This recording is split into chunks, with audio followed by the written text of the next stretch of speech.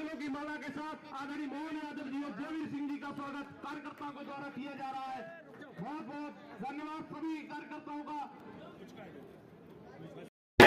जयवीर सिंह जी का और साथ ही साथ हमारे अध्यक्ष, मंत्री, विधायक, सारे पदाधिकारीगण, ये बात सही है।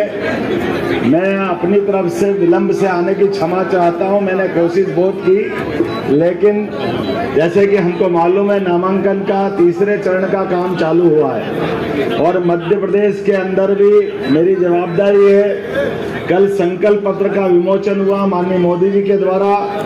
आज विभिन्न राज्यों के मुख्यमंत्रियों द्वारा अपने अपने राज्य के अंदर प्रातः 10 बजे से 11 बजे तक अपने अपने विमोचन करना थे। प्रेस कॉन्फ्रेंस थी। इसके बाद आपको मालूम है राजगढ़ का चुनाव दिग्विजय सिंह चुनाव लड़ रहे हैं और दिग्विजय सिंह बोलते अपने आप भाजपा वाले समझते हैं दिग्विजय सिंह जी का नाम 2-4 बार ले लो तो वोट हमारे अपने आप बढ़ जाते हैं। दुर्भाग्य के साथ कहना पड़ रहा, सनातन संस्कृति को कांग्रेस के लोग जिस प्रकार चुन चुन के गालियां बकते हैं, ये उनका चरित्र बताता है कि वो किस मिट्टी के बने। और एक तरफ देशभक्त राष्ट्रवादी लोग जो अपने सनातन धर्म की संस्कृति के साथ जुड़ करके बात भी कर रहे हैं और डंके की चोट मोदी जी के साथ देश पे राज भी कर रहा है। ये भाजपा और हमारी संस्कृति बताती। जोरदार तालियां माननीय मोदी जी के लिए बजाएं। और बाबा योगी जी, मैं उनको भी स्मरण कर रहा हूं। हमारे लिए सौभाग्य की बात, आज जब मैं बात करूंगा तो मैंने पहले विलंब से आने की क्षमा जरूर मांग ली, लेकिन ये मान के चलो आज आपने हमारे अपने सांसद प्रत्याशी जी ने बुलवाया है। मैं आपके साथ ये आश्वस्त करता हूं कि आज तो देर से आया, अगली बार सबसे पहले कार्यक्रम अगर कहीं बनेगा तो मैनपुरी का बनेगा, ये मैं आपको गारंटी देता हूं। ये हमारे अपने कार्यकर्ताओं के लिए कितना अलग प्रकार का माहौल है। हम मोदी जी के 3 चुनाव को तीनों तरह से देखें, अलग अलग प्रकार से आकलन कर लें। हम सब जानते हैं कि मोदी जी के पहले इनकी सरकार थी और सरकार के नुमाइंदे कर क्या रहे थे। बड़ा अलग प्रकार का माहौल है। मैं राम और कृष्ण भगवान की धरती पर बोल रहा हूं। मुझे एहसास है इस बात का कि इस देश में दुनिया के अंदर भारत की अगर पहचान बनाई तो भगवान राम को शरीर छोड़े 17 लाख साल हुए, भगवान कृष्ण को शरीर छोड़े 5000 साल हुए। और अब हम नहीं कह रहे, नासा के माध्यम से डूबा हुआ राम सेतु उसकी आयु से मालूम पड़ जाता है।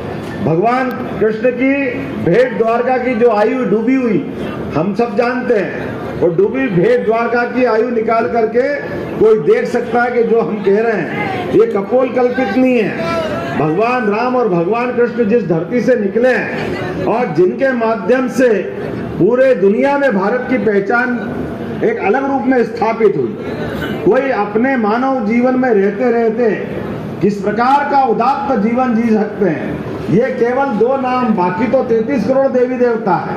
बात करेंगे तो बहुत लंबी परंपरा की है, लेकिन दोनों के जीवन में कॉमन बात क्या है, समझने वाली बात क्या है। दोनों ने सच्चाई की लड़ाई लड़ी, दोनों ने धर्म की लड़ाई लड़ी, दोनों ने मानवता के लिए मूल जो गुण होना चाहिए उसकी लड़ाई लड़ी, और दोनों ने तमाम अभाव में, तमाम कष्टों में, तमाम प्रकार के जीवन की निराशा के माहौल में आशा का सूर्य उगा करके दिखाया, आशा का सूर्य दुनिया में प्रकट कराया।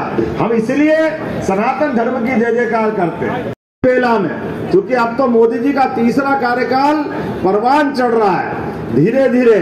और आप तो वो भाग्यशाली लोग हो जिन्होंने मोदी जी के आह्वान के आधार पर आपने पहली बार योगी जी की सरकार बनाई और ऐसा रिकॉर्ड बनाया कि दूसरी बार सरकार रिपीट नहीं होती थी, लेकिन उत्तर प्रदेश में रिकॉर्ड मतों से सरकार बनी है। ये दुनिया के सामने उदाहरण बना। उत्तर प्रदेश ने अपने माध्यम से भाजपा की विचारधारा के बलबूते पर, सुशासन के बलबूते पर गुंडागर्दी, आतंकवादी, लूट, फरेब, पता नहीं कितने प्रकार के गंदे शब्द हैं, सारे गंदे शब्दों में मानवता करहा रही थी, मानवता त्राहिमाम कर रही थी। लेकिन आज बदलते दौर के उत्तर प्रदेश ने और पूरे देश ने दुनिया में माननीय नरेंद्र मोदी जी के नेतृत्व में जो पहचान बनाई वो हम सबको गर्व करने वाली है। हमारे यशस्वी प्रधानमंत्री के नेतृत्व में जिस प्रकार से एक एक काम के बलबूते पर दुनिया में भाजपा की पहचान बनी, हम भारत माता का चित्र याद करें, सबको मालूम है, कल्पना करेंगे तो भारत माता का चित्र कैसा दिखाई देगा। नक्शे पे तीनों ओर से घिरा हुआ समुद्र, मस्तक पर हिमालय और हाथ में भगवा ध्वज थामे भारत माता खड़ी है और पीछे शेर के सवारी के समान उनकी अपनी सवारी है। कभी कल्पना करो, मैं भी उसी में से था जिसने अपने जीवन में ये सोचा था, पता नहीं परमात्मा ने ये भारत माता का चित्र बनवाया होगा जिस कल्पनाशीलता के बलबूते पर। लेकिन ये शेर तो दिखता है, लेकिन ये नेतृत्व करता तो शेर जैसे लगते नहीं है। लेकिन हमें इस बात की खुशी है, पाकिस्तान को घर में घुस के जैसा मारा तो लगा कि हाँ भारत माता का सुपूत देश का प्रधानमंत्री है, ये हमें इस बात का गर्व है। और इसी आधार पर एक बार नहीं 2 बार घर में घुस करके, अरे हमारे देश के अंदर हमारे नागरिकों पर कोई आतंकवादी हमले हो जाए, कोई आतंकवादी घटना हो जाए और देश का नेतृत्व हाथ पे हाथ धरे देखता रहे, डूब मरना चाहिए अगर ऐसी स्थिति बने तो। लानत है इस बात के लिए। और मैं तो यादव बंधुओं के बीच में आया हूं, ये तो सदैव अपने बीच में इस कारण से पहचाने जाते हैं, जहां अन्याय होगा, जहां अधर्म होगा, हमारा देशवासी भगवान कृष्ण की तरफ सदैव देखता रहा है। जोरदार तालियां बजाओ गोपाल कृष्ण भगवान की, प्रभु रामचंद्र जी महाराज की। समूचे समाज को साथ लेकर के जब जब अन्याय अत्याचार हुआ है, भगवान राम तो कितने आदर्श है, उनके जीवन काल के अंदर संबंधों को निभाने में भगवान का कोई तोड़ नहीं किसी से। किस प्रकार का उनका जीवन रहा, इतना पवित्र जीवन। कहाँ राजगद्दी मिलने वाली थी, लेकिन पिता ने कहा वनवास जाओ तो वनवास चल दिए।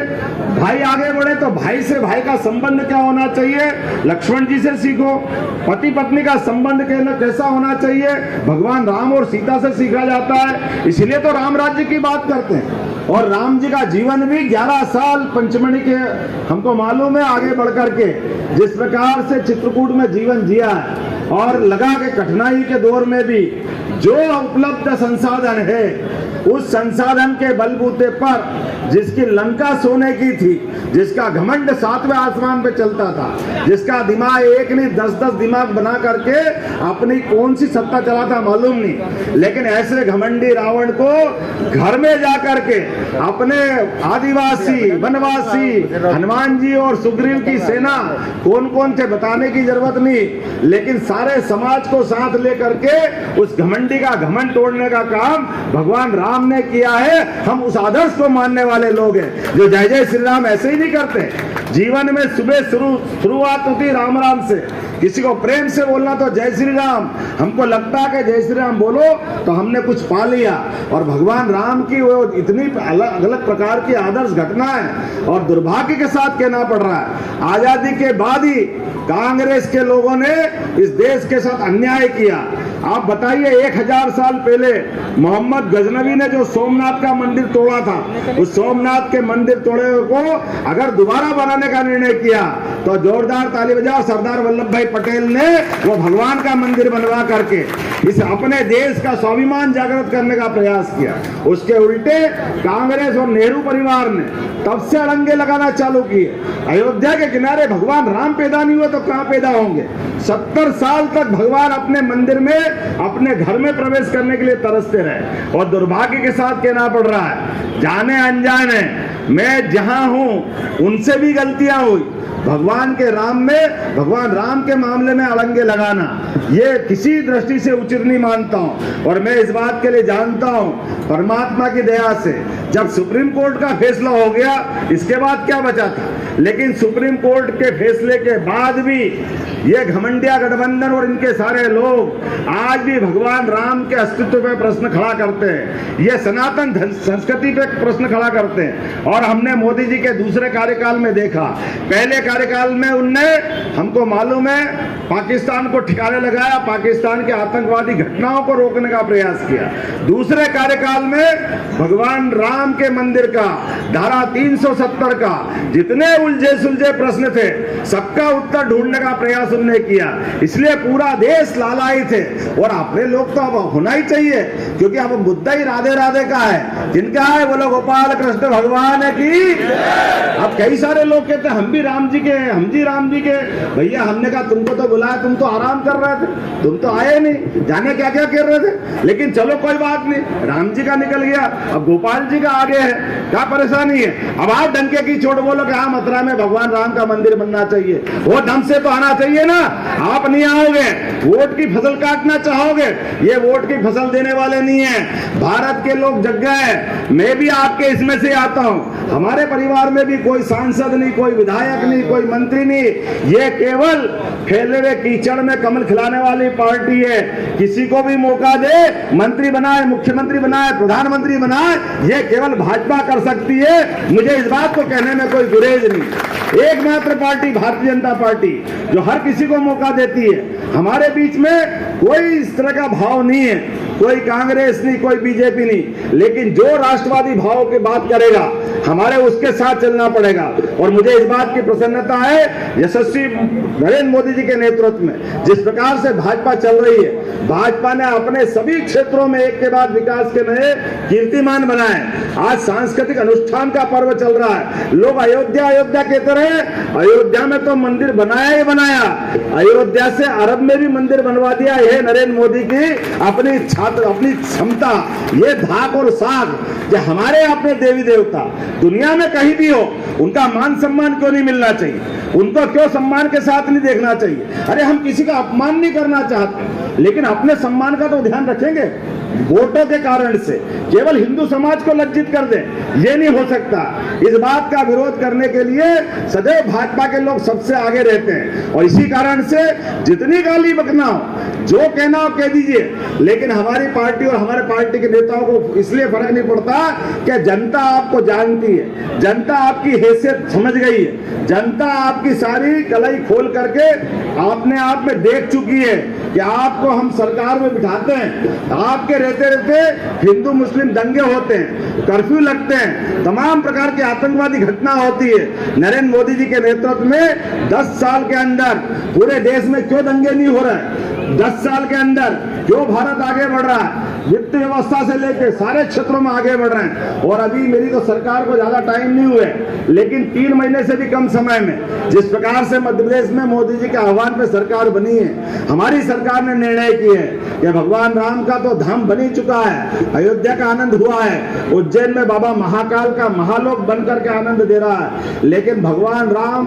अयोध्या के बाद चित्रकूट उनको सबसे प्रिय है। हमने चित्रकूट का निर्णय किया है। अब चित्रकूट में भगवान राम के सारे देवस्थान आनंद के साथ उसी प्रकार से जगमगाएंगे जैसे भगवान की कीर्ति प्रसिद्धि थी। हमने प्राधिकरण बनवा दिया और केवल चित्रकूट नहीं, भगवान राम, और आपको जानकारी में है भगवान कृष्ण भी उज्जैन ही शिक्षा ग्रहण करने आए थे। भगवान का तो वो जो धाम है उज्जैन से विशेष लगाव है। और उज्जैन का पूरे प्रदेश से कई सारे हिस्से भगवान के जहां आज हमको गौरवान्वित करते हैं। तो उज्जैन मध्य प्रदेश ये देश का ही हिस्सा है। मैंने मोदी जी के सामने योजना रखी, उन्होंने कहा बिल्कुल आप आगे बढ़िए। तो भगवान राम और भगवान कृष्ण ने जहाँ लीलाएं की मध्य प्रदेश में, सभी स्थानों को हमारी सरकार बढ़िया धर्म स्थान बना करके दुनिया के सामने एक नए तीर्थ के रूप में प्रसिद्धि दिलाएगी। आपके और मेरे मन के भाव से हमने सबने देखा भगवान का भक्ति का भाव तो है ही, लेकिन भगवान आदर्श विद्यार्थी भी तो हैं। 64 कला, 14 विद्या, 18 पुराण, 4 वेद, अगर किसी ने शिक्षा ग्रहण करी तो वो विद्यार्थी का नाम है श्री गोपाल कृष्ण। हम सब जानते हैं शिक्षा का क्या महत्व है। कंस को मारने के बाद भी भगवान ने शिक्षा का क्या महत्व है ये सबके सामने बता दिया। और लोग कुर्सी के चक्कर में पागल हो जाते, मैं हटूं तो मेरी पत्नी बन जाए, पत्नी हटे तो ये बच्चा बन जाए, ये बच्चा बने तो वो बच्चा बन जाए, एक ही घर में एक ही खानदान में सारे पद मिल जाए। अरे लोकतंत्र के मजाक गए भैया, राजा महाराजा का जमाना। अब ये जमाना चलने वाला नहीं है। अब जिसमें क्षमता है, जिसमें योग्यता है, नरेंद्र मोदी जी के नेतृत्व में, जेपी नड्डा जी के नेतृत्व में हमारी पार्टी उनका स्वागत करेगी, उनको सभी को मौका देगी।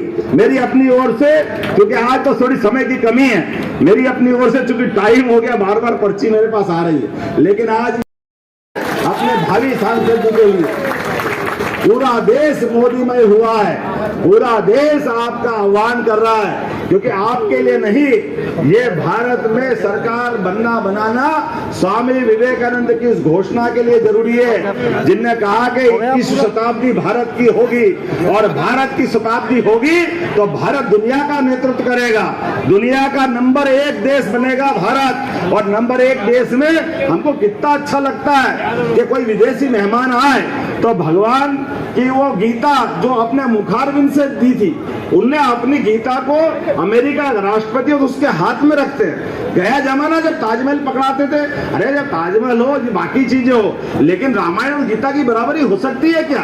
ये ज्ञान की नगरी, ज्ञान का देश, दुनिया का हमेशा विश्व गुरु के नाते से माना जाने वाला देश, इसकी पुनर्स्थापना का यज्ञ चल रहा है। मैं आपके माध्यम से अपील करना चाहता हूं, मैं देरी से आया क्षमा चाहता हूं, लेकिन अगली बार आप बुलाओ, धूमधाम से और विस्तार से बात करेंगे।